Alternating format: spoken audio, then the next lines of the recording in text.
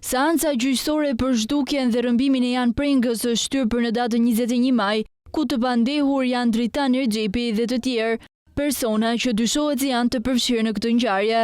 Aldo Manishta, personi i dyshuar nga Prokuria e Posaçme Antikorrupsion për rrëmbimin e Jan Prengës, refuzoi të jepte deklarime në seancën gjyqësore në Gjykatën e Posaçme Antikorrupsion. Shoqërimi i tij nga qelia e paraburgimit në Gjykatën e Shkallës së Parë u urdhërua në seancën e kaluar nga tokat e zeza, në mënyrë që Manishta të jepte dëshmi mbi ngjarjen e ndodhur në muajin janar të vitit 2020. Përpara gjykatës, ai u shpreh se nuk dëshiron të flasë, çka shtyu trupin gjykuese të ndërprej seancën dhe të caktojë të radhës në datën 21 maj.